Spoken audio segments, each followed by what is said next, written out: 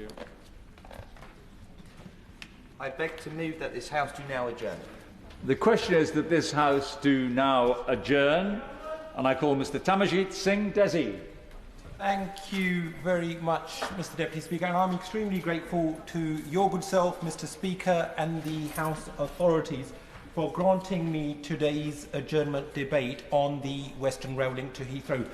Soon after being elected in 2017 by the good people of Slough to represent them in Parliament, realising the immense importance of this rail link, I set out establishing, with like-minded colleagues from across the chamber, an all-party parliamentary group for it, which we finally did in 2018. Therefore, the House will be aware that I have long championed the Western Rail Link to Heathrow scheme, which would link Great Western Rail's network and constituents in the Thames Valley region and beyond to the rest of the world via Heathrow Airport. This, Mr. Deputy Speaker, is not just a Thames Valley or even a South East England project. It is a levelling up project that will benefit local, regional and national economic growth.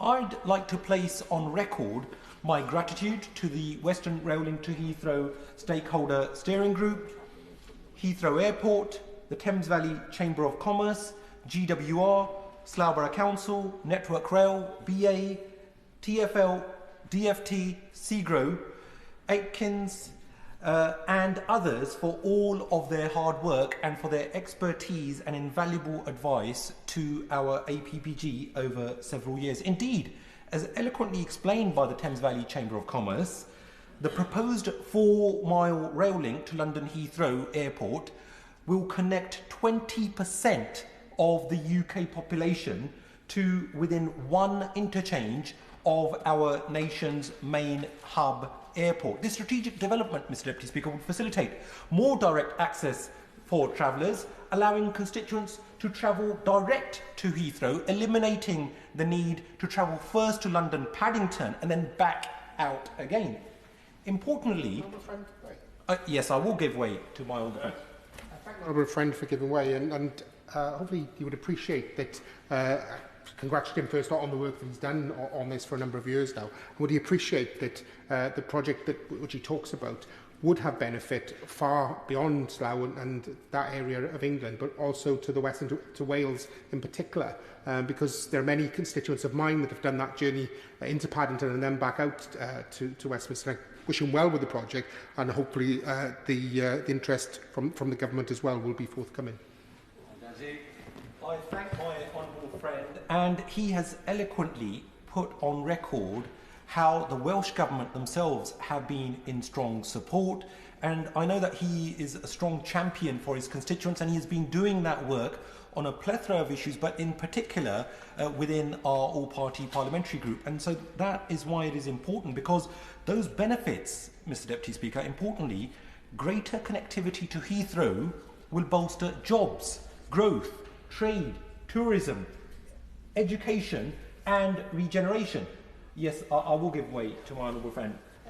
I've been a member since 2018 of this APPG, and really also recognise that it benefits everybody from Bath and beyond to have that important rail link.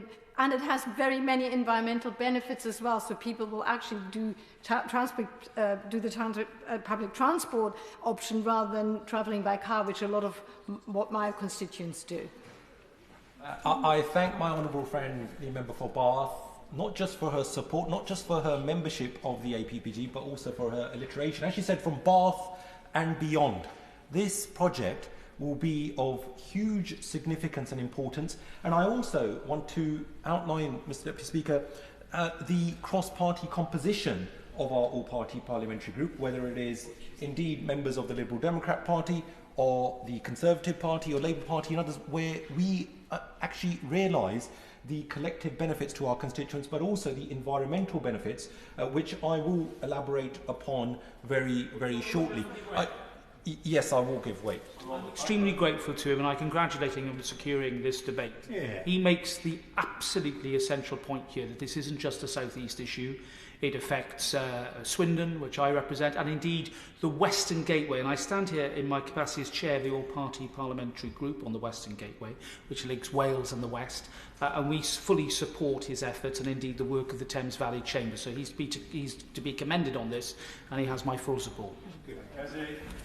I do thank my right honourable friend, and indeed his membership of our all-party parliamentary group has given it strength, and I think it just illustrates how these benefits will not only have a significant impact in the immediate Thames Valley region, which is of course of benefit to me, but also Wales, the South West, Midlands and the wider South East. And I also give way to my honourable friend from Bristol. I thank my honourable friend for giving way, and he hasn't yet mentioned the benefits it would bring to Bristol, but I very much hope that it will make it easier for people to make that journey. And I think when you look at the environmental impact of Heathrow in terms of the local environment, the surface transport has a big role to play in terms of contributing to air pollution and so on. So if we can dissuade people from using their cars from the West Country to drive to Heathrow because there's an easier train link, I think that would be very advantageous. I thank my honourable friend from Bristol, and indeed she hits the nail on the head, because this has huge significant benefits environmentally, and I know that she has done a great deal of work on this and the need to reduce our carbon footprint, but also to get our constituents to access our main port via public transport rather than via their car. Yes, I will give way to my honourable friend, the member for Kingswood. Thank you very much to my honourable friends. And to add my support, Kingswood constituency doesn't have a train station, but Bristol stations, Bristol Parkway, Bristol Temple Meads would be well served from a Western Rail link. Speak to constituents, they tell me that they're getting taxis up to Heathrow in some cases, but would the member also acknowledge it opens up more areas for employment? It's a big employer, and helping more people get into Heathrow as well.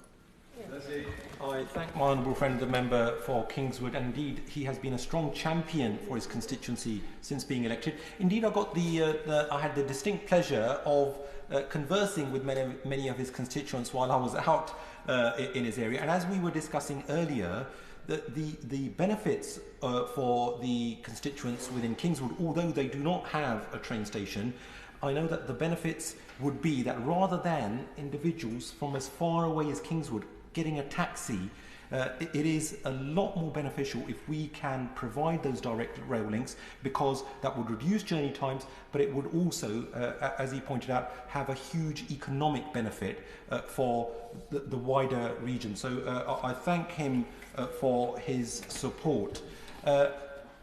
I can, Mr Deputy Speaker, but give way to my honourable friend, the co-chair of our all-party parliamentary group, the member from Bracknell. Thank you, Mr Deputy Speaker. As the Vice Chair of the Western Rail Link all-party group, could I commend my neighbour and friend from Slough for all the work that he's doing with his all-party group to make this happen. This is about jobs, this is about economic growth, this is about boosting travel opportunities across the UK, boosting Heathrow Airport. And does he agree with me that it's almost perverse in the year 2024 that passengers coming from the west of England and Wales cannot travel directly to our major international air hub? And does he also agree with me that this will bring huge benefit to London itself?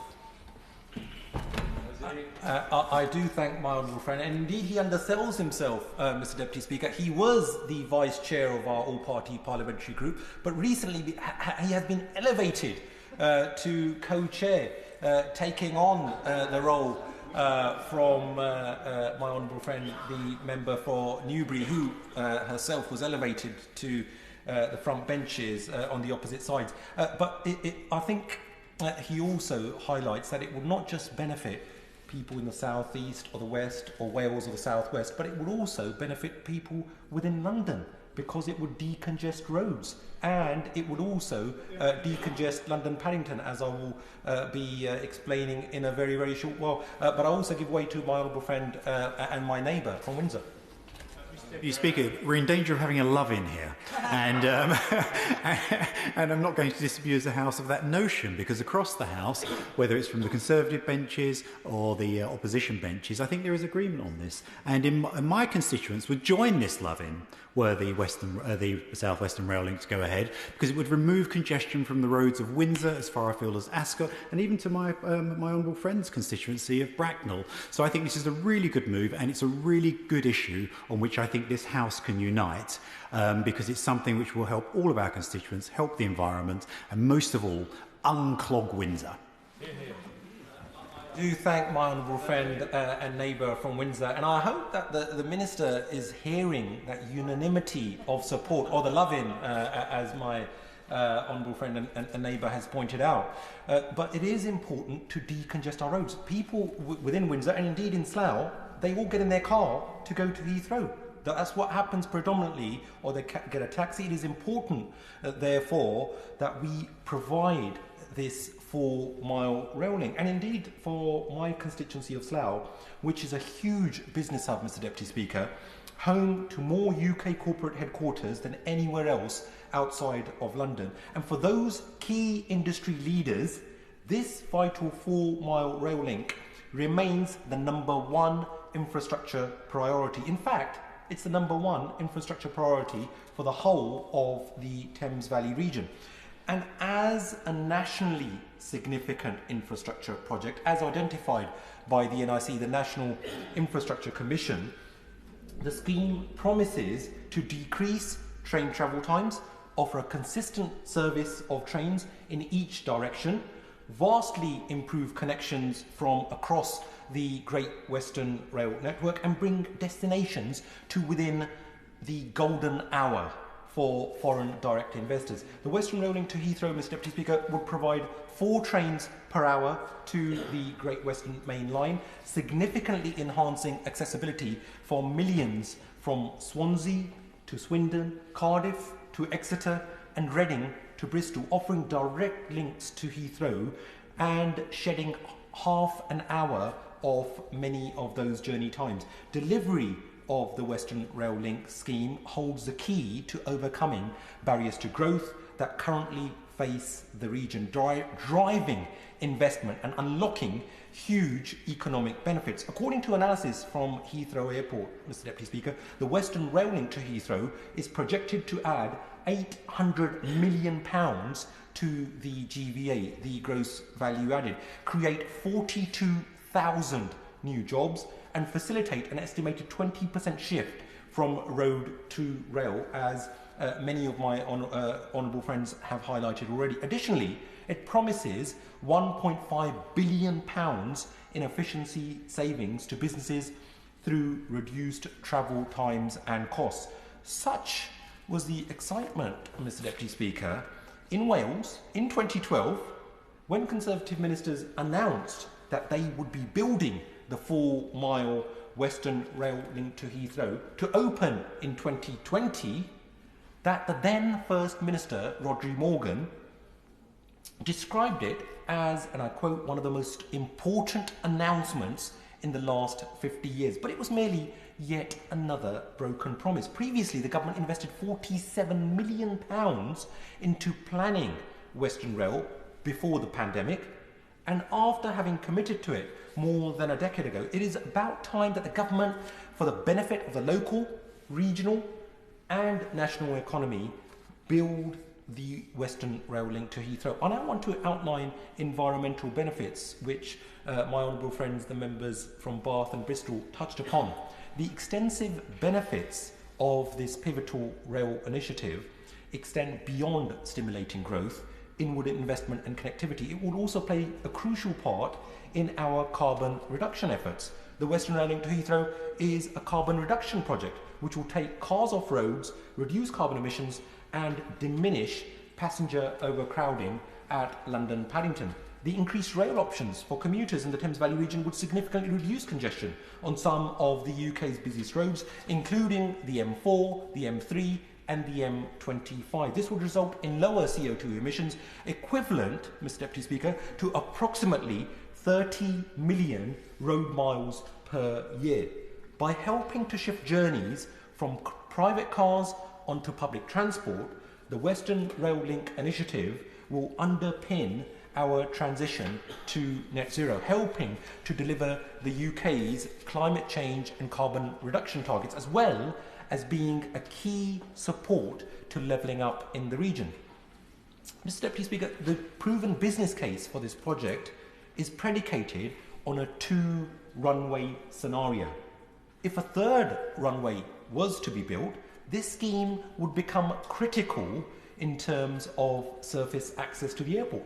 The Western Rail Link to Heathrow is a scheme of considerable importance to right honourable members and constituents, as we have already seen through the invaluable contributions in today's debate, in various regions of the UK.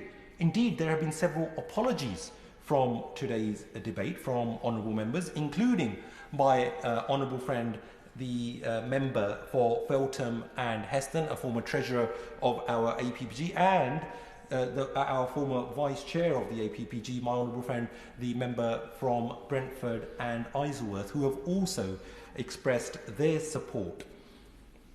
Indeed, but as we enter the 12th year, Mr. Deputy Speaker, since the government first committed to building this vital 4-mile rail link, disappointingly, not a single spade has yet been dug into the ground. Despite the government's failure to deliver on its promise, there remains robust cross-party support in Parliament, as well as from business and business chambers from across the UK. The all-party parliamentary group for the Western Rail Link to Heathrow is a strong advocate for the economic merits of this critical infrastructure and its importance in enhancing connectivity for residents to the UK's main airport via rail. It is in the interests of all honourable members, Mr. Deputy Speaker, to deliver tangible results for our constituents. And as MPs representing diverse constituencies, we are all acutely aware of the considerable advantages our constituents stand to gain from this project. I can commend the leadership of the Thames Valley Chamber of Commerce, who in partnership with key stakeholders, including our APPG, and without any public subsidy, are co-developing solutions and sustaining their efforts to ensure that this project remains at the forefront of all minds. This private sector commitment, Mr. Deputy Speaker, should speak volumes to us all in this esteemed House that it is the private sector that has and continues to subsidise the Department for Transport's work. It should be a wake-up call to the government that this is a rail project that simply needs to be funded and built. There was a significant financial commitment from Heathrow Airport prior to the pandemic, but the government's lethargic approach over years has squandered that vital investment opportunity, and we all came back to square one. Beyond hollow words of support over several years that ministers have failed to take tangible action on, the government must finally step up and make the financial commitments that will ensure the timely delivery of their promised Western Rail Link to Heathrow scheme. Just a few months ago, the Transport Minister himself assured me in the Chamber, and I quote, that the government remain committed to improving rail access to Heathrow, claiming to recognise the importance of the Western Rail Link. I also want to convey gratitude to my honourable friend the Minister for taking out his invaluable time recently to meet members of our APPG. But the fact remains, Mr. Deputy Speaker, that in the 12 years since the government first pledged to fund this vital piece of infrastructure, shockingly, not a single spade, as I said, has hit the ground. In conclusion, Mr. Deputy Speaker, yes, I will give way to my honourable friend. Thank you very much. Does the member for Slough agree with me that with such a strong cross-party consensus across the House, and with colleagues that I've spoken to from Wales and the western part of England, the Midlands, all as one, and it's great when the House comes together, all as one in wanting this project to happen? Does he share my aspiration that the Minister will outline from the dispatch box in a minute what those preconditions will be in order for the government to take that bold step in underwriting the project? Very, very eloquently put by my honourable friend, the member for Bracknell, and that is what we are hoping for from the Minister. The Minister, I know, is a good chap. I know he is a great champion of rail, but unfortunately, all we have been facing is an impasse for several years. I've been a member of this esteemed House for the last 7 years. There have been lots of promises. Indeed, my first ever Prime Minister's question to my neighbour, the Right Honourable Member for Maidenhead, was on this very issue. There have been many promises, but as yet we are to see a timeline, and I do hope that we will be seeing that and hearing that from the Minister. Indeed, that's what the business community also is expecting. In conclusion, Mr Deputy Speaker, the importance of building the Western Rail Link to Heathrow cannot be overstated, opening up significant opportunities for growth and for enhancing the travel experience and connectivity to Heathrow. The scheme will bring evidenced returns on investment to the Exchequer, help boost the UK's productivity and improve economic stability. After 14 years of consecutive Conservative governments and the plethora of broken promises and economic failures along the way, we need, my Slough constituents need, this vital stimulus more than ever. 12 years after the government first committed to fund and build this Western Rail Link, we are unfortunately no closer to the goal. So, Minister, when will the government stop obfuscating and provide the people of my Slough constituency, the wider Thames Valley region and beyond, with a clear timeline as to when we can expect this project to finally be set into action? We have already had various consultations over the years. We've run through the various rigmarole, and it seemed as if we were getting to the promised land, but we are still very, very far away from that. And the Western Rail Link initiative is about more than just improving, Mr Deputy Speaker, journey times. It signifies the strengthening of UK-wide and global links. It strengthens our union, a firm government commitment to levelling up, significant steps towards reducing carbon emissions, and the unlocking of immense potential. Thank you very much, Mr Deputy Speaker. Minister. Thank you, Mr Deputy Speaker. I would like to begin by congratulating the Honourable Member for Slough for securing this debate, or cross-party love-in, as he put it, albeit with a few digs into my heart, for a Western Rail Link to Heathrow. I know that he has been a strong supporter of this scheme for some time now, particularly as he references in his capacity as chair of the Western Rail Link to Heathrow all-party parliamentary group, and that the scheme is of great importance to him and his constituents, and indeed, as has been demonstrated by the honourable members who have intervened, to them and their constituents as well. If I can turn first of all to Heathrow Airport, which has a key role to play in boosting our global connectivity and the UK economy. It was ranked as the second busiest airport in the world for international passengers in 2023, handling an estimated total of 79 million passengers travelling to 214 destinations across 84 countries on 89 airlines. In 2024, this number is expected to increase to 82.4 million passengers. The government remains supportive of airport expansion where it can be delivered within our environmental obligations.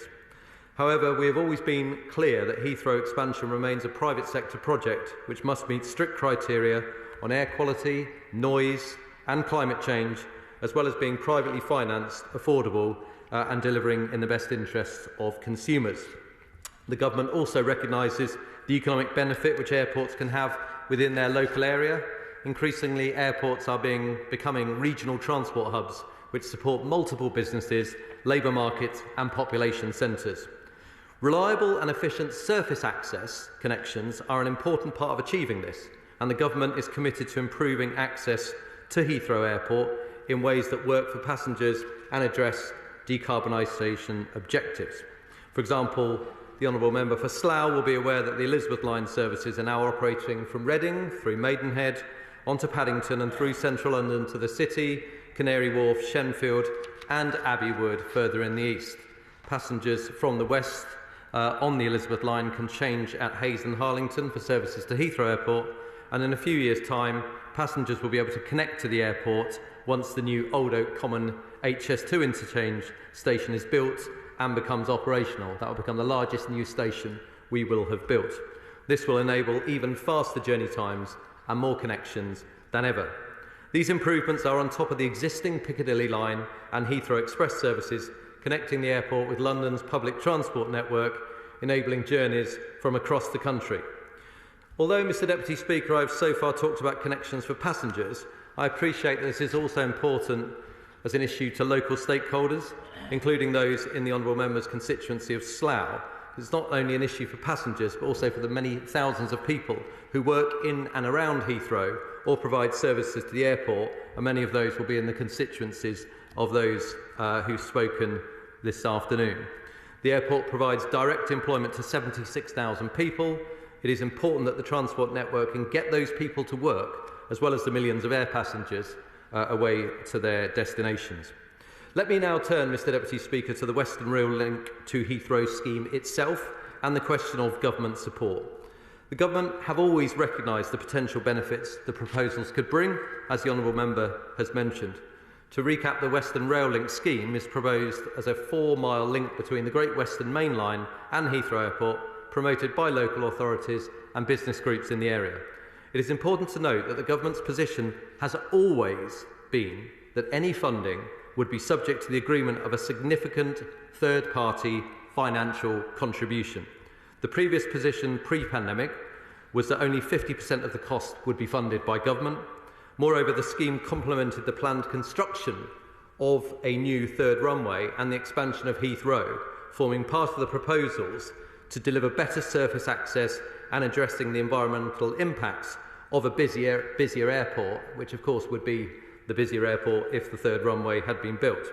However, Heathrow Airport Limited is now not actively pursuing expansion, given its current focus on recovery following the impacts of the pandemic on the aviation sector. This has had an impact, of course, on the financial contribution from the private sector. The current position, as I understand it, is that the promoters, primarily the Thames Valley Chamber of Commerce, are keen to revive the scheme as a majority privately funded proposal. Officials continue to work with stakeholders to support them in updating the business case for the scheme. This work is focused on updating the designs for the scheme, refreshing the cost estimates to take account of inflationary pressures over the last few years, and understanding whether there is a demand given the recent changes in travel patterns following the pandemic and the current economic context. I expect to receive an update on this work later in the year. The Government remains committed to investing in rail, as demonstrated by the Prime Minister's Network North announcement, which detailed an unprecedented number of commitments. We are taking forward affordable yet transformative growth plans to increase connectivity and capacity on the railway, and have spent £2 billion a year upgrading the railway across England and Wales, including reopening previously closed sections of the network. And I'll just remind the Honourable Member for Slough, given his points about rail investment, that since 2010, over £100 billion of investment has been put forward by this Government, by the taxpayer, on rail, and I'm very proud of that. As the Rail Minister, of course, I would indeed support that. Because the significant changes to travel patterns after the pandemic and the challenging fiscal environment rightly require consideration of the rail infrastructure investment as a portfolio. Just to run our rail over the last few years, Mr Deputy Speaker, has cost every single household in this country £1,500 each. So therefore it's absolutely right for them as a taxpayer that we ensure all schemes are affordable for them, the taxpayer. The prioritisation of schemes and allocation of funds within it in terms of the portfolio is managed and updated on an ongoing basis. So I want to thank the Honourable Member once more for the debate. Heathrow Airport is an important international travel hub for the country, one of the busiest airports in the world, as I've said, and that is why this Government recognises its requirements for good surface access connections. I'll of course give way to the Honourable Member.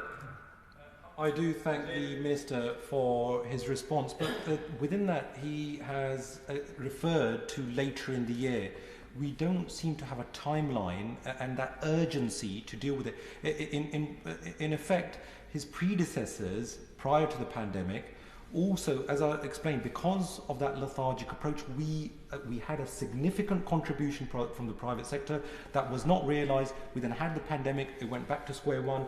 But now, can the Minister actually outline a timeline more precise than just later in the year? Thank you, Mr. Speaker. Look, I think it's important to recognise what has occurred over the last few years. So firstly, we've had the pandemic, which means that rail finances are now at 80% of where they were pre-pandemic. So there's an awful lot of money that is being funded. And when we're talking about delivering new railway, we also have to take into account how to fund the existing railway. The other matters have changed, and as a member of the Transport Select Committee, I was heavily involved in the scrutiny of Heathrow. The decision of this House was that it could proceed to third runway. But of course, with the pandemic, that decision moved. And of course, a lot of the benefits of this scheme, and he details them, they are wide, and I support those benefits. But a lot of them also go towards the mitigation that a third runway would need. And obviously, with the third runway now looking as if it wouldn't go ahead, it makes that business case for the scheme that bit harder. But let me just reassure him, and I was going to end to this point as well, Mr. Deputy Speaker, that I hope that the case and the funding from the private sector can be made, and we can give the Honourable Member for Slough and all other members who've spoken in here, who are championing this project, positive news. So I'll end by giving him another commitment. If he and the members of the All-Party Parliamentary Group, and indeed the Thames Chamber, want to come and meet with me, we can set out a timeline for that decision, what needs to be done. I can then set out what actually is required from a private sector financing perspective, because I need to know that that money can be there if we are to do the work within government. So let's all work together, let's sit down, have that meeting. I'll be open and transparent with him and the members, as I always am, and we can work out if we can get this project delivered, because it has great merit to it. And of course, I would like to see projects like this where the private sector and the taxpayer works together for the betterment of the whole country succeed. Thank you. The question is that this House do now adjourn. As may let me say aye. Actually, no, I think the ayes have it. The ayes have it. Order. Order.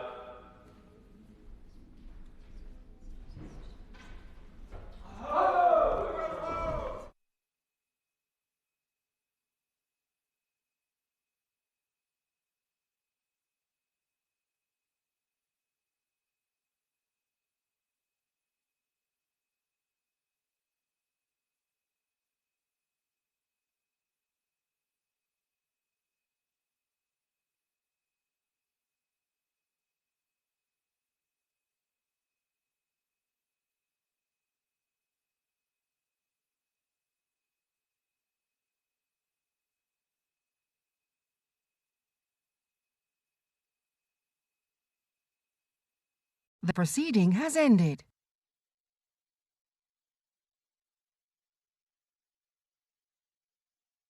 The proceeding has ended.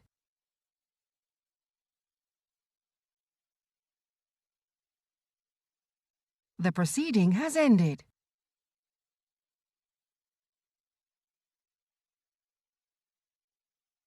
The proceeding has ended.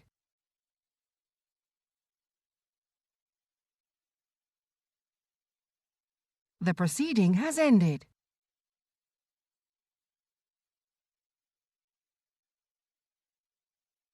The proceeding has ended.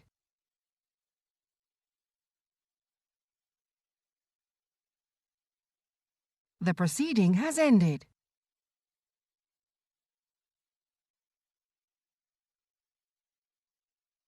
proceeding has ended.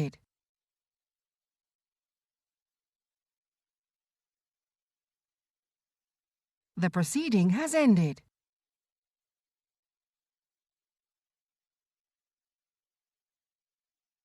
The proceeding has ended.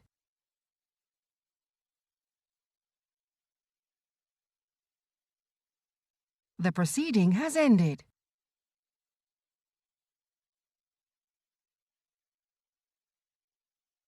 The proceeding has ended.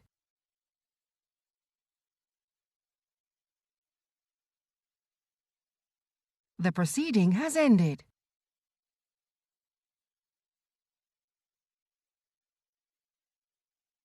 The proceeding has ended.